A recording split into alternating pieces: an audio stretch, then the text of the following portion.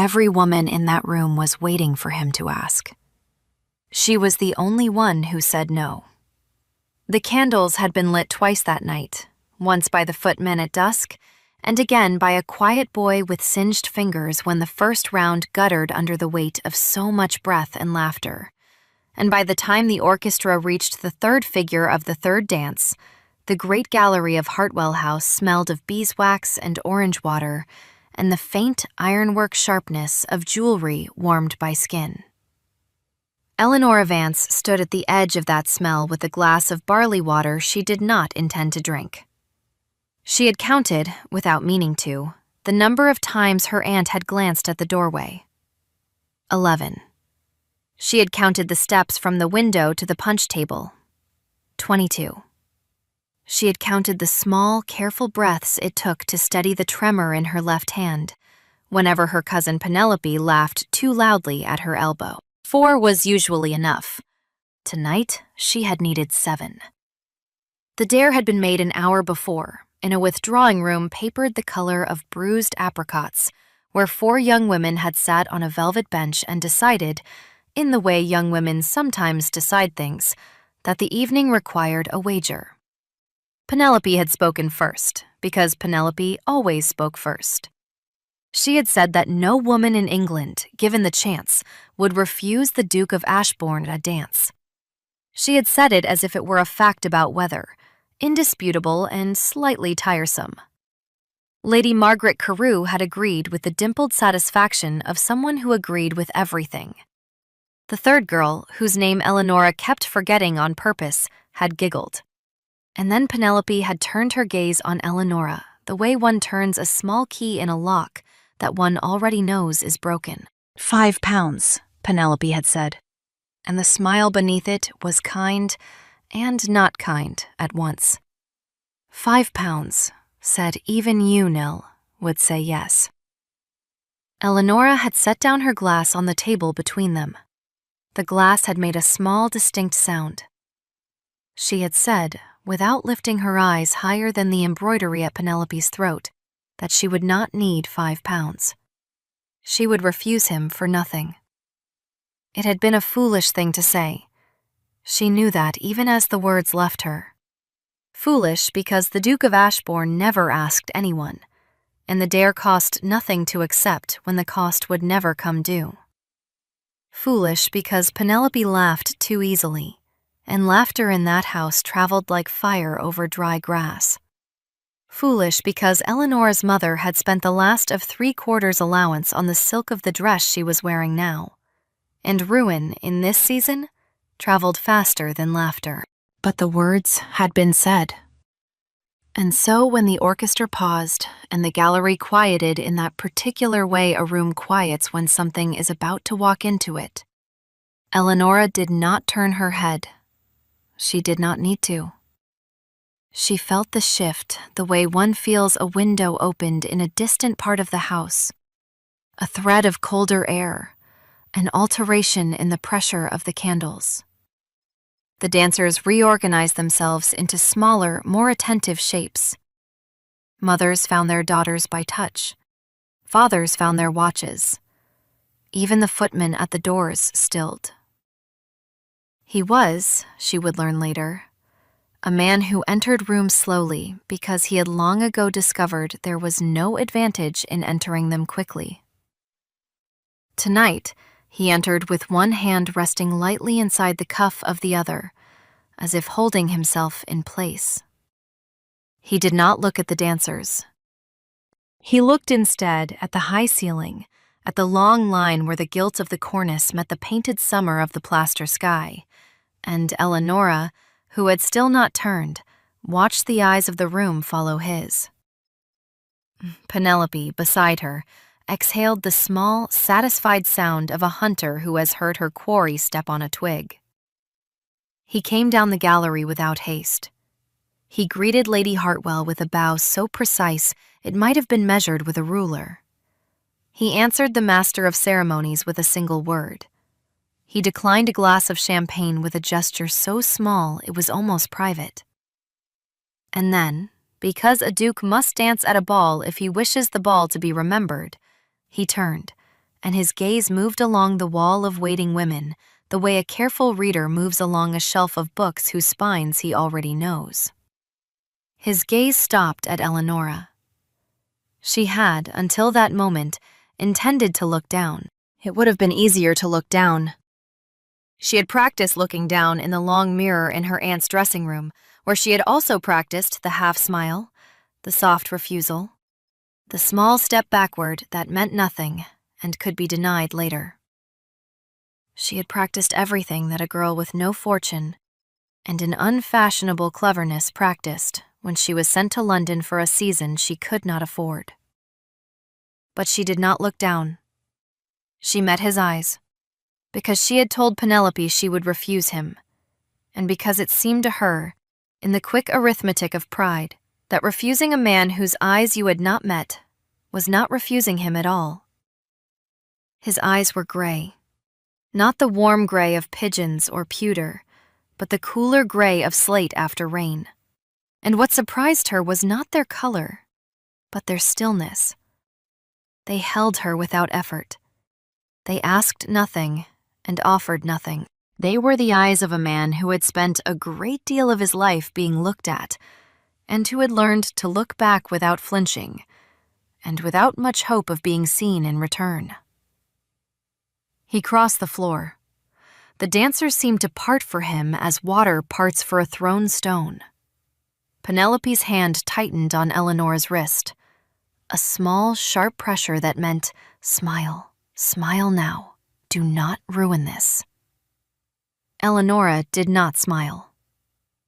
He stopped before her at the precise distance etiquette required, neither closer nor farther, and he bowed. The bow was not deep. It did not need to be. A duke's bow at a public ball was a small inclination of the head and shoulders, a courtesy and a contract at once, and his was perfectly judged. When he straightened, he did not smile either. He looked at her as if she were the one detail in the room he had not yet accounted for. "May I have the honor," he said, "of the next dance?" There was no question mark at the end of his sentence. He did not give it one. Dukes did not, as a rule, ask questions at balls. They offered, and the world arranged itself around the offer. Behind Eleonora, Penelope made a sound that was almost a laugh and almost a gasp. And across the gallery, she felt her aunt rise an inch on the balls of her satin shoes, as if to be ready to faint with more dignity. Eleonora curtsied. The curtsy was correct in every particular. She had practiced it in front of the same mirror. She rose, and she met his slate-gray eyes again, and she said in the clear, low voice that her grandmother had once told her was the only thing about her that no dressmaker could improve. "Forgive me, Your Grace. I would rather not." For a long moment the gallery did nothing. The orchestra had begun the opening bars of the next set, and a single oboe wandered through the silence with the patient confusion of an animal that has lost its herd. The candles, twice lit, burned on.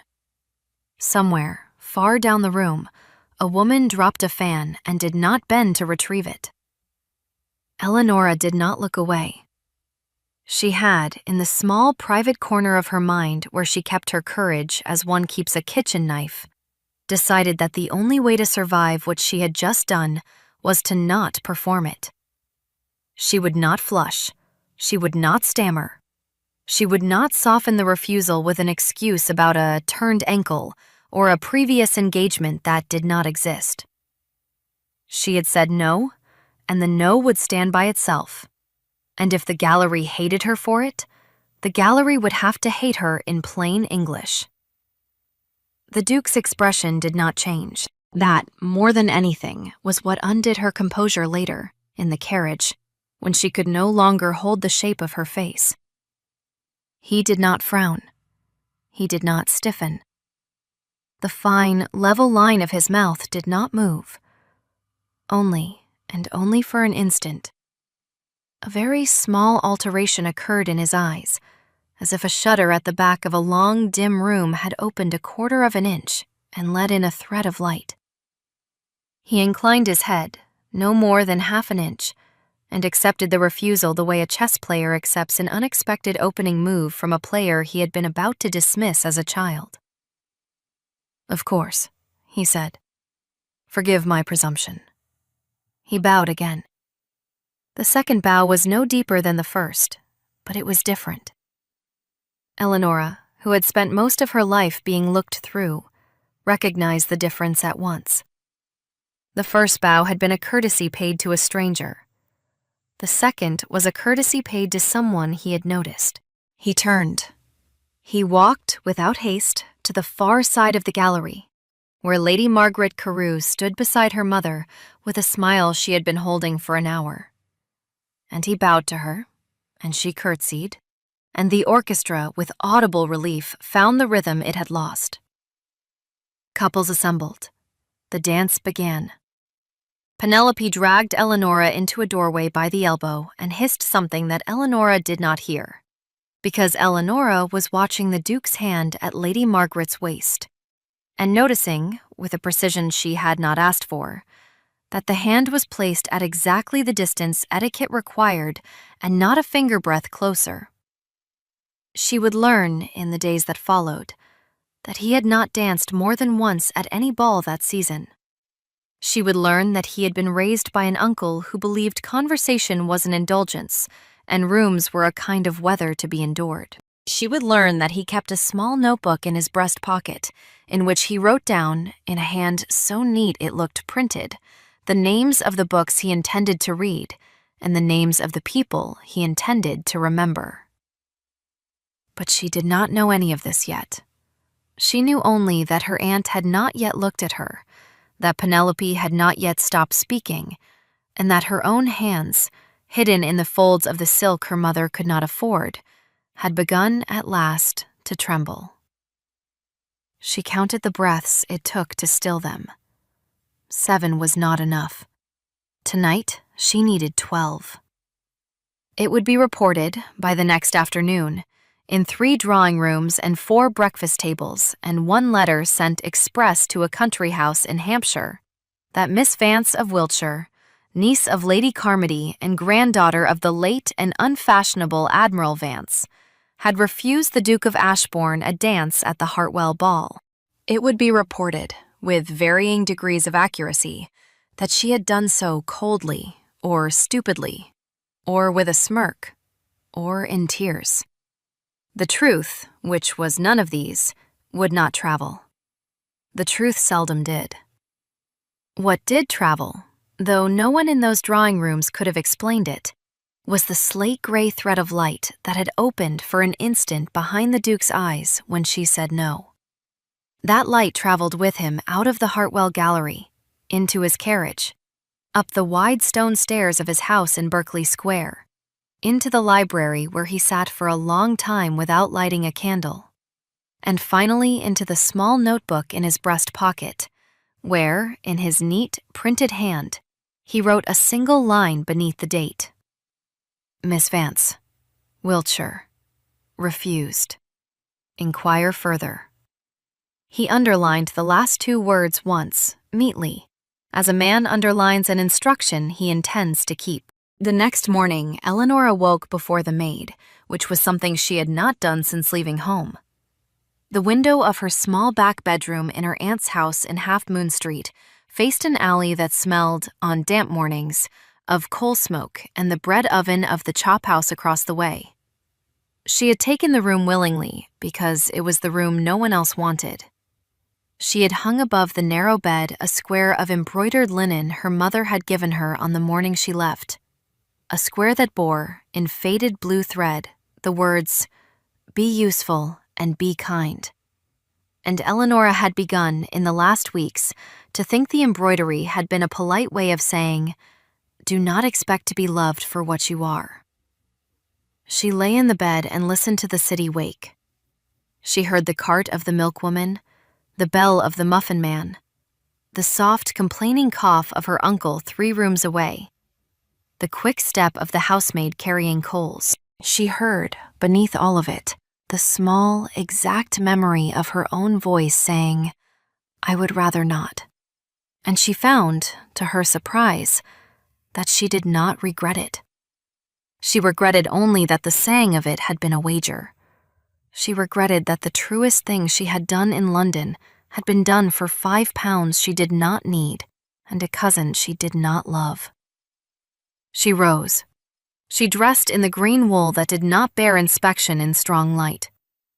She went down to the breakfast room, and she discovered that her aunt was waiting for her there with a face that had been arranged at considerable effort to be serene.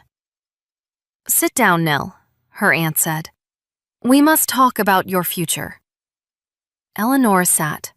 She poured a careful cup of tea. She waited. The future, as it turned out, was a card on a silver salver, brought in by the butler with the small, odd step of a man who has been entrusted with a relic.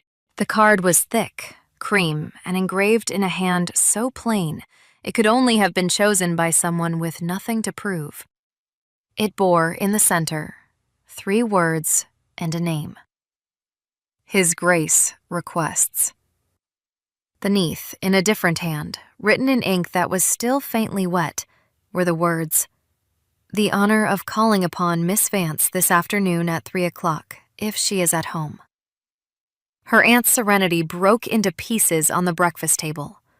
Penelope, summoned from her bedroom, arrived in a wrapper and a cloud of injured perfume. Her uncle, summoned from his coffee, arrived with his newspaper still in his hand. The card was passed from one to the other as if it were a hot coal. Eleanor drank her tea. She did not pick the card up. "He will not come," Penelope said at last, with the bright certainty of someone who needed the statement to be true. "It is a joke, Nell. He is making a joke at your expense." "He does not," Eleanor said quietly, "look like a man who makes jokes." Her aunt, who had recovered her speech, began a speech about gowns and hair and the necessity of speaking very little when great men called, and the necessity above all of correcting any unfortunate impression that might have been given the previous evening by a fit of girlish nerves. Eleanor, who had not had a fit of girlish nerves in her life, listened politely. She had learned long ago that the easiest way to manage her aunt was to let her aunt arrange the air of a room without interfering with the furniture. At 3 o'clock, the Duke of Ashbourne arrived in Half Moon Street in a carriage so plain it might have belonged to a country attorney. He was shown into the front parlor, where Eleanor's aunt had arranged herself, Penelope, 2 cousins, a vase of forced lilies, and a small, panting spaniel, in such a way as to suggest a household entirely at ease. The Duke bowed. He sat in the chair that was offered. He drank, with grave courtesy, a cup of tea he did not want. He answered, with grave courtesy, every question Eleanor's aunt put to him about the weather, the roads, the health of the king, and the prospects of the harvest in the south. He did not, for a quarter of an hour, look at Eleanor at all. And then, when the spaniel had been removed, and Penelope had been instructed by a glance to fetch more hot water, and the cousins had been sent to admire the lilies from a distance, he turned in his chair toward where Eleanor sat in the window seat, half hidden by the curtain, and he said, in a voice pitched only for her, "Miss Vance, I understand I owe you an apology." Eleanor set down her cup. She looked at him properly for the first time in daylight. In daylight, his face was less remote and more tired than it had been by candlelight. There was a small scar at his temple, very fine, the kind a child gets from falling against a fender. There was a softness at the corner of his mouth that he had not allowed himself the night before. "I cannot think for what," she said. "For asking," he said, "when the room had made it impossible for you to refuse without being punished for refusing. I did not understand, last night, that I was placing you in such a position. I understood it on the drive home. I have come to say so." Eleanor was silent.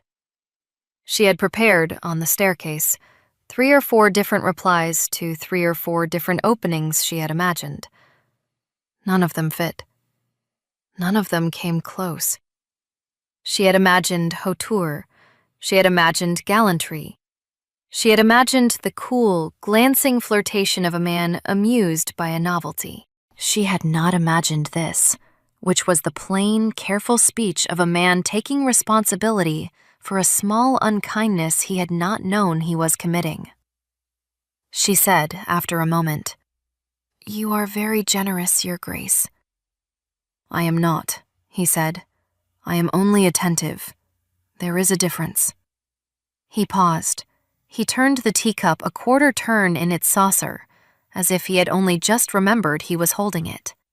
Then he set it down. He folded his hands very precisely on his knee. "I would like," he said, "to ask you again. Not here, not under your aunt's roof, where a refusal would be costly to you. Somewhere of your choosing, at a time of your choosing, with no witnesses but the person you trust most in the world. I would like to ask you to dance with me, Miss Vance. And I would like you to feel free, on that occasion, to refuse me a second time, if that is what you wish. I will not take the second refusal less well than the first." She heard, in the next room, the small clatter of her aunt's teacup against its saucer, and she understood at once that her aunt had been listening at the door. She understood also that the Duke had pitched his voice so quietly that her aunt had heard the cadence but not the words. He had done it on purpose. He had given Eleanora the gift of a private conversation in a house where privacy did not exist. She looked at him for a long moment. The slate-gray eyes held her without pressure. The thread of light she had seen the night before was there again, a quarter-inch wider. "I shall think about it," she said. He inclined his head. "Of course." He rose. He bowed to her aunt, who had appeared in the doorway with the precise, surprised expression of a woman who had not been listening at all. He bowed again to Eleanora. He left. When the door closed behind him, Penelope, who had reappeared with the hot water, set the jug down so hard a little of it sprang out onto the cloth. Eleanor's aunt sat down in the nearest chair and asked, without breath, what he had said. Eleanora answered with perfect truthfulness that the Duke had been very civil. She did not say more. She did not, in fact, speak much for the rest of the day. She went up to her small back bedroom, and she sat on the bed beneath the embroidered square, and she read again, in the faded blue thread, the instruction to be useful and to be kind. And she wrote, in the small commonplace book she kept hidden in the lining of her trunk, a single line beneath the date. He asked. I did not answer. I am thinking. She underlined the last 2 words neatly, as a woman underlines an instruction she intends to keep. The second meeting did not happen in a ballroom. It happened, 3 days later, in the reading room of a circulating library on Bond Street, on a Wednesday afternoon when the rain was loud enough on the high windows to make conversation in low voices both natural and unremarkable. Eleanora had gone there to return a volume of sermons her aunt had insisted she borrow. She had taken with her, in defiance, a slim French grammar her grandfather had given her on her 12th birthday, and a notebook in which she had been, for some weeks, copying out the verbs she did not yet know. She had chosen the library because it was the one public room in London in which a woman of small means could sit for an hour without being asked to account for herself. He was already there when she arrived. He was standing at the long table where the newspapers were laid out, reading, without apparent interest, an account of the price of wheat. He did not look up when she came in. He waited until she had returned the sermons and chosen a chair by the window and arranged her grammar and her notebook on the small table beside her. And only then did he cross the room and stop, at a perfectly judged distance, beside her chair. "May I sit?" he said. She considered him. The reading room was nearly empty. An elderly clergyman dozed in a corner over a folded paper. A young woman in a brown pelisse turned the pages of a novel with the absorbed slowness of someone who was not actually reading. "You may," she said. He sat. He did not for some time speak. He looked instead at the rain on the high window, as if the rain were an old acquaintance whose conversation he preferred to most others. She returned with deliberate composure to her verbs. She had reached, by some quiet conspiracy of the page and her own concentration, the fourth conjugation when he spoke again. "You are studying French," he said. "I am studying," she said, "the verbs of which I am not yet certain. The rest I trust." "It is a good principle," he said. "Most things in life come down to the verbs of which we are not yet certain." She looked up. He was not smiling. He was looking at the rain. He said, without turning his head, "I should like to tell you something, Miss Vance. I would prefer to tell you here rather than in your aunt's parlor, because here you may stand up and walk away from me without anyone marking it. There." He nodded, very slightly, at the door. She put down her pen. She folded her hands over the open grammar. She said, "I am listening." "I have," he said, "an arrangement. It is not a betrothal. It is not even, properly, an understanding. It is a wish expressed in writing by my mother on her deathbed, and a wish acknowledged in writing by the mother of a young woman of suitable family. It binds neither of us in law or in honor. It is, in plain language, an old letter in a drawer. But it exists, and I would not wish you to learn of its existence from someone else, and to think, because I had not told you, that I had hidden it." He paused. The rain on the window kept its steady counting. "I am telling you this," he said, "because I have decided I should like to know you better.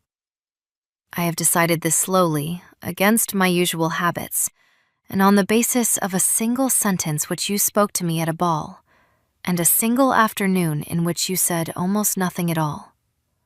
I cannot account for the decision, and I will not insult you by pretending I can. I tell you only that it has been made." Eleanora looked at her hands. She noticed, with the small, irrelevant clarity that came to her at important moments, that her left thumbnail had a tiny crescent of ink where she had blotted the page too quickly. She thought about the letter in the drawer. She thought about her aunt. She thought about her mother in the long, stone-floored hall at home in Wiltshire, opening the post each morning with the patient, hopeful gesture of a woman who had stopped expecting anything in particular, but still rose early to look. She thought, last, about Penelope, who had laid the dare on the velvet bench in the apricot-papered room, and who would never, in 100 years, understand what Eleanora was about to say. "I am grateful," she said, "that you have told me. I am also grateful," she said, "that you have allowed me to stand up and walk away." She closed the grammar. She put it, with the notebook, into the small reticule at her wrist. She rose. He rose with her immediately, as a man rises when a woman whose pleasure he wishes to keep stands up in his presence. She curtsied. He bowed.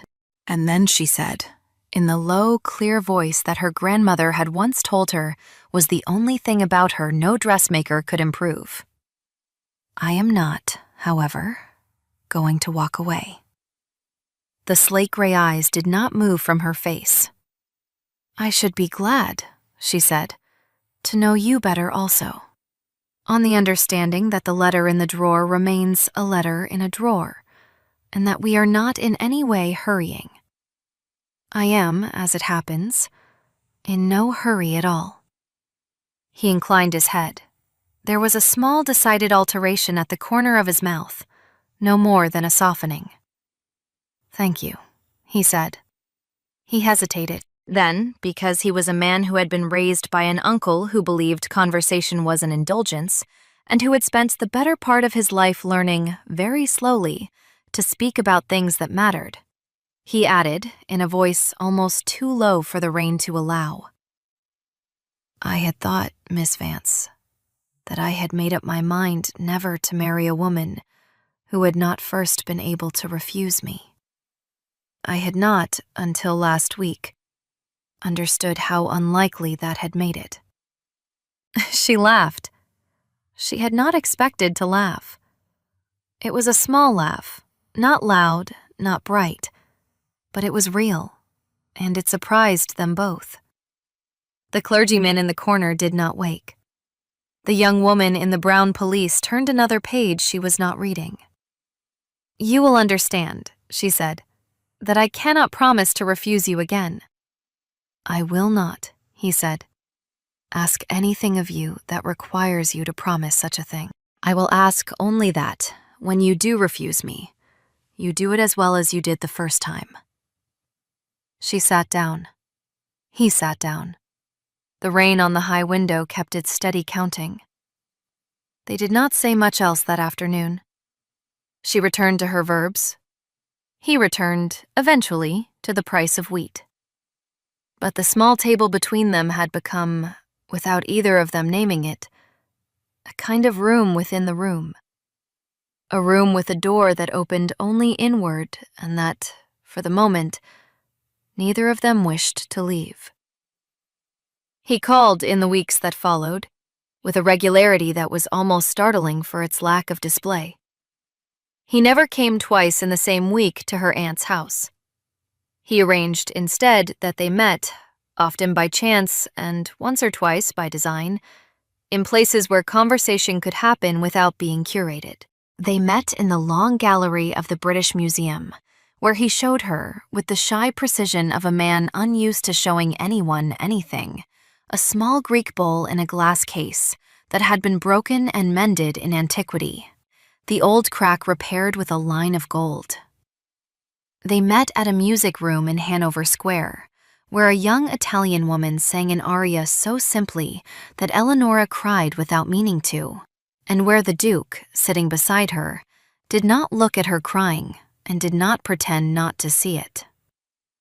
They met in the park, twice, by an arrangement they did not commit to paper, and walked the long avenue beside the Serpentine while Penelope, who had been sent as a chaperone, lagged behind in a sulk so wide it could be heard. They spoke in those weeks of small things. They spoke of books, of which she had read more than he had expected, and he had read more than she had expected. And they laughed, once, at the discovery that they had each, in different decades, fallen asleep over the same volume of sermons. They spoke of the country, which she missed and which he had been taught to mistrust. They spoke of the price of bread, which she knew exactly and which he, to his credit, did not pretend to know at all. They did not speak, ever, of the letter in the drawer. They did not need to. The letter was a fact like the weather, and the weather, that spring, was kinder than London usually allowed. It was the young woman of suitable family who eventually spoke of the letter, and she did it with a grace that surprised everyone but the Duke. Her name was Lady Sophronia Wynne, and she was, by general agreement, the most placid and least curious creature in 3 counties. She arrived in London at the end of April with her mother, took one look at the Duke and at Eleonora in the same room at a small evening party in Cavendish Square, and wrote, the next morning, a short letter in her round, unhurried hand, releasing the Duke from a wish she had never been consulted about. She enclosed with the letter a sprig of dried lavender and a single sentence. "I find I should prefer, on consideration, a man who likes dogs more than I do." The Duke read the letter aloud to Eleonora at the bowl in the British Museum, and Eleonora, who liked dogs less than Lady Sophronia did, said only that Lady Sophronia had excellent judgment. It was the closest she came, in the whole of that spring, to speaking of the letter at all. The quiet climax, when it came, was so quiet that neither of them recognized it at first. It happened on a Thursday in early May, in the small back garden of the house in Half Moon Street, which was not really a garden, but a square of soot-streaked paving with a single sycamore that the soot had not yet defeated. Eleonora had gone out to cut 3 sprigs of mint for her aunt's evening tisane.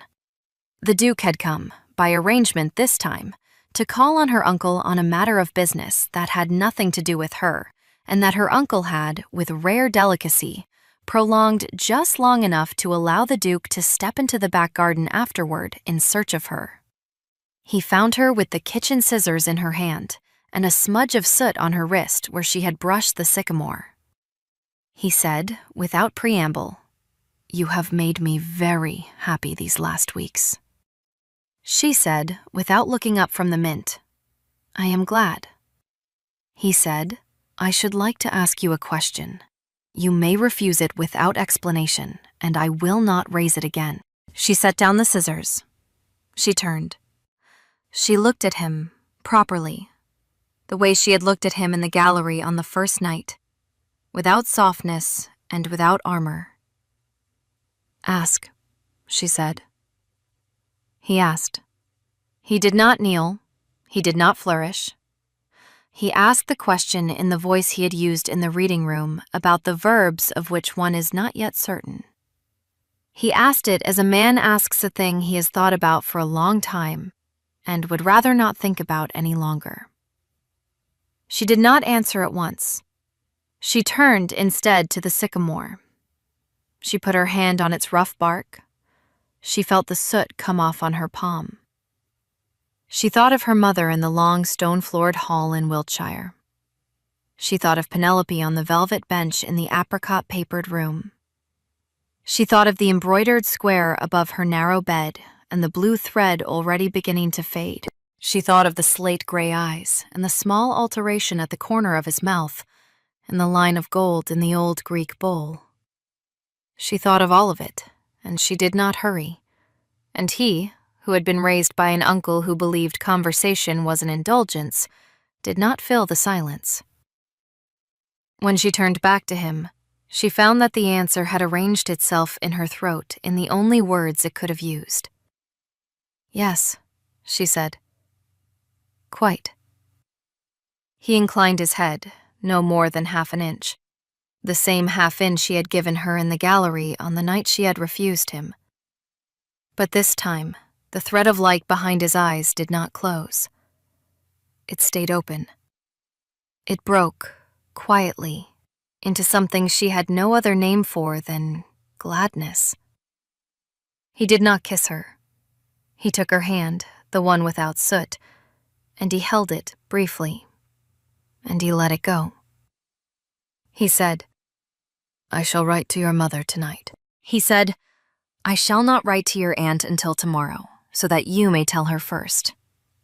He said, with the smallest, driest smile she had yet seen him allow, "I think you have refused me as well as we ought to expect, and I am content to leave it there." She laughed again.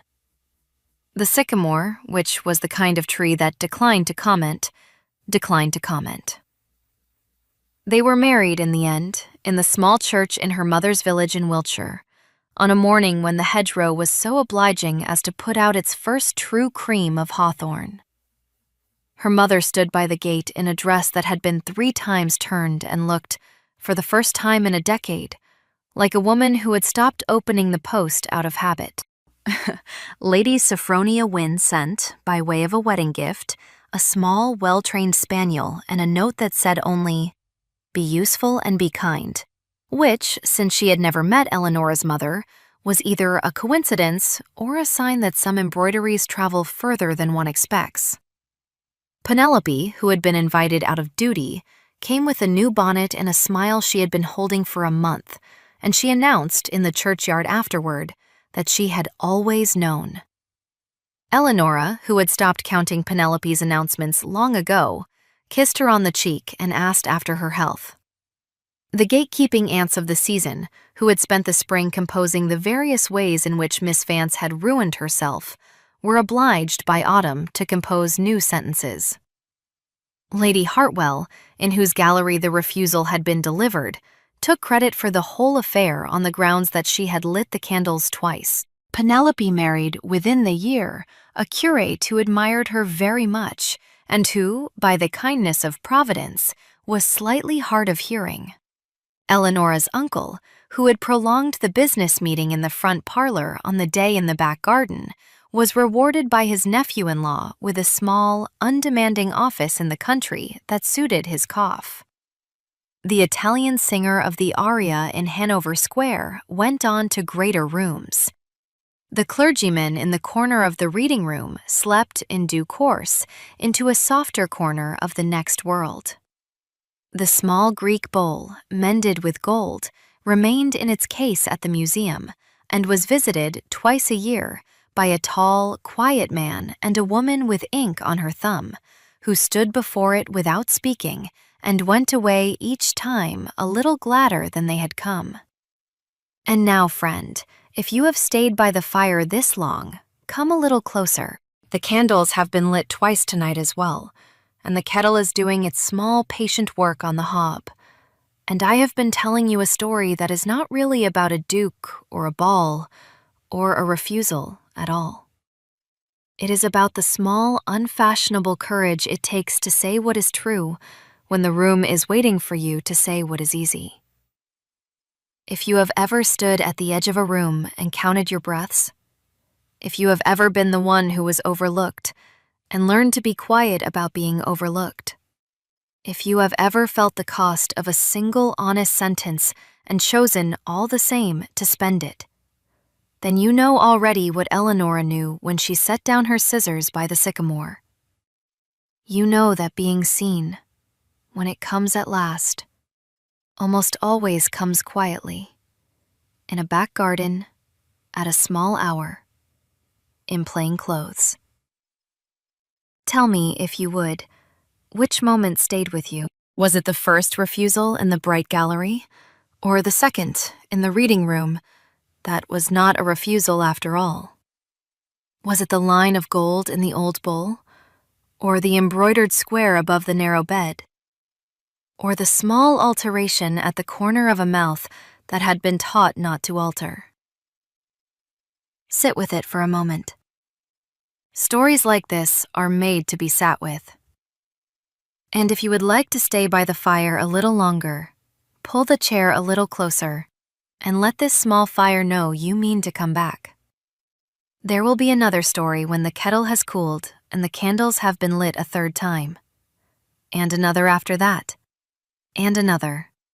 For as long as there are quiet refusals worth remembering and quiet yeses worth waiting for.